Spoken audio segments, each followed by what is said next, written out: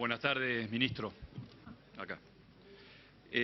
La verdad que se lo presente como se lo presente, el título de la ley es de solidaridad social, productiva y demás. Lo cierto que en este tema específico que estamos tratando, el artículo 51 concretamente, estamos hablando de ajuste, de congelamiento de las jubilaciones, se lo quiera presentar con el eufemismo que se lo quiera presentar. Porque, y máxime cuando incluso de sus palabras surge la admisión de esto. Usted ha dicho expresamente que como el sistema previsional, como un esquema contributivo está en crisis o es inviable, entonces hay que hacer toda una redistribución. Llama la atención, por otro lado, el cambio de discurso respecto de lo que se sostuvo acá hace 2 años, en donde voy a omitir el resultado de ese cambio de fórmula de movilidad, porque lo ha dicho el diputado Laspina, terminó siendo, contra lo que allí se decía, terminó siendo o implicando una actualización más beneficiosa para los jubilados que la que regía con la anterior fórmula y además con 4 actualizaciones anuales contra 2 que había antes.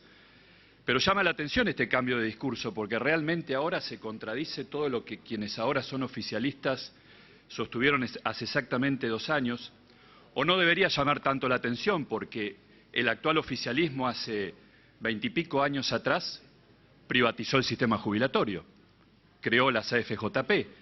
Hay ministros en el actual gobierno nacional que formaban parte del gobierno que en aquel entonces privatizó el sistema jubilatorio argentino. Entonces, digámoslo, el artículo 51 de la ley es claro, suspende una fórmula legal de actualización, nos retrotrae a la situación anterior al 2008, donde el aumento o no era discrecional del Poder Ejecutivo y provocó, además de una situación de injusticia, provocó lo que decía el diputado Laspina, cataratas de juicios, juicios que aún hoy se están pagando, juicios que aún hoy están abiertos, que generan un enorme perjuicio también para el Estado, con una actitud, yo diría, perversa, en donde las autoridades del momento apelaban hasta el infinito para especular con la supervivencia del actor de esas causas judiciales. Y entonces, la pregunta es, ¿está bien? ¿Es admisible que haya que estudiar una fórmula de actualización?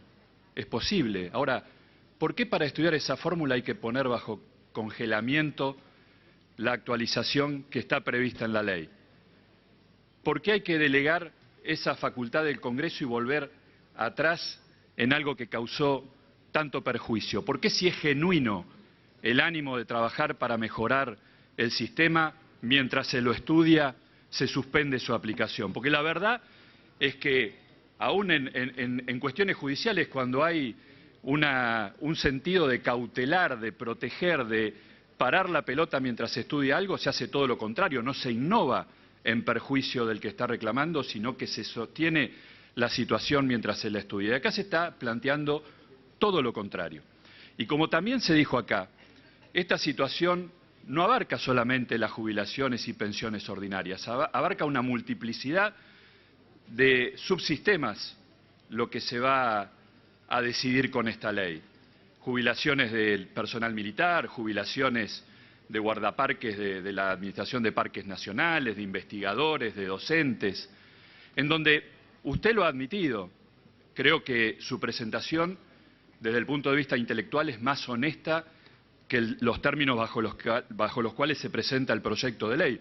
Usted lo ha dicho, se va a hacer una revisión para achatar el esquema de beneficios jubilatorios, para redistribuir hacia abajo, para igualar hacia abajo. Entonces nosotros creemos que esto va a generar más problemas, va a generar litigiosidad, va a generar más injusticia y además también está en tela de juicio la duración de esto, porque todos sabemos, en la experiencia argentina, cuando se le transfiere o se le delega una facultad del Congreso al Poder Ejecutivo, normalmente es in aeternum, no se cumplen los plazos. Pero además, la propia imprecisión, la propia laxitud de este proyecto de ley, el propio esquema de delegación de atribuciones del Poder Legislativo hacia el Poder Ejecutivo que, salvo la ley de 1835 de Rosas, no debe tener precedente en la historia argentina, porque es más grave que las leyes de Menem, de la 25561 y demás, Es una ley en donde en el artículo primero Diputado, por se favor, decreta la pregunta. la emergencia durante un año y en otras disposiciones la delegación de potestades tributarias es por 5 ejercicios, es decir, por 5 años, y en otras es por 2 años.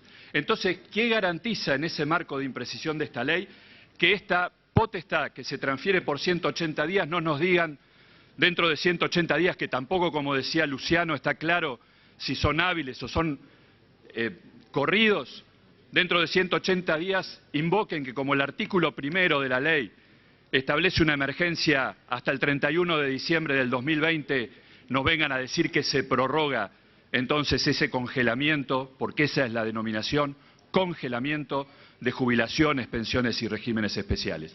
Esa es la pregunta, señor ministro.